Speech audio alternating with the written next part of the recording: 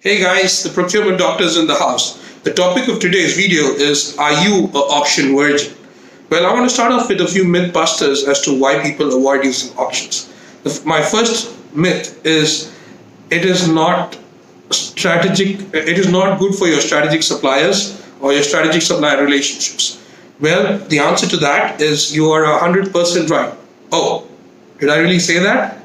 Well, it is right. You rarely use auctions for your strategic supplier relationships. You will more so use it for your transactional or tactical supplier relationships.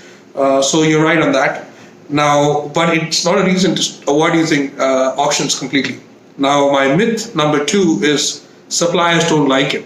Well, let's ask 100 suppliers and see if they're okay reducing their profit and give us a better price. What do you think the answer might be?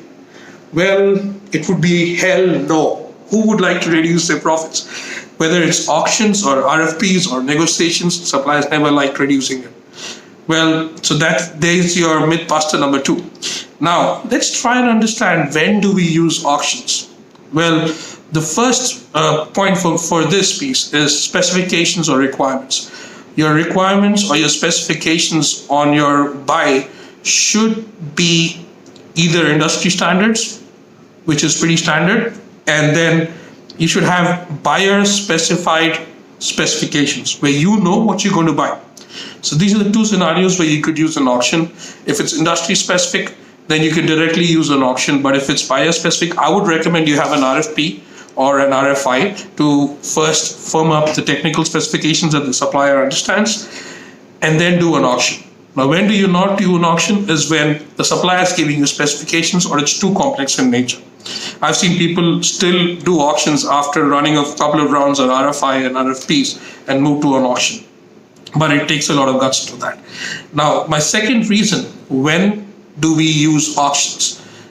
Well, the supplier relationship, as you spoke a little while ahead, the relationship should be limited or it should be transactional in nature. So only then you do an auction. You don't use it on your strategic suppliers.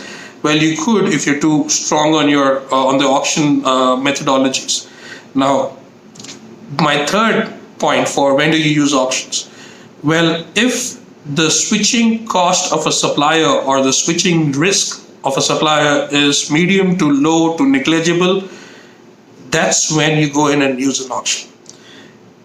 A few categories where you could do auctions, just as a sample, I'm sure you have a lot more, are equipment, printing services.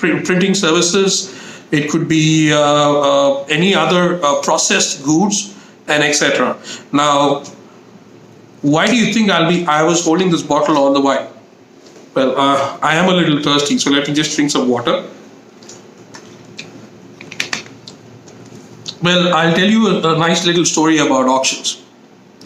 I was with a client on a procurement transformation where they took up a tool, a sourcing and procurement tool, and they had a very hard time convincing a lot of people on using the tool. So this is something that I do on most of my projects where there's a procurement transformation with a tool, is I requested the CPO to allow us to do an auction on the day the system was going live, and I wanted him to call all the naysayers who were not too happy about the tool.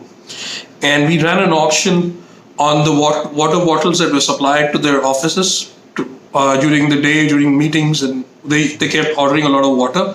And we did a lot of spend analysis and understood that this has a lot of potential.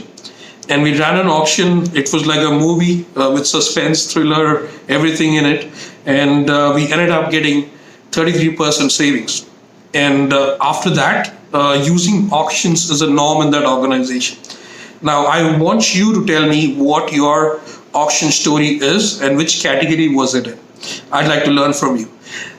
It's wonderful talking to you. See you next week, guys. Bye-bye.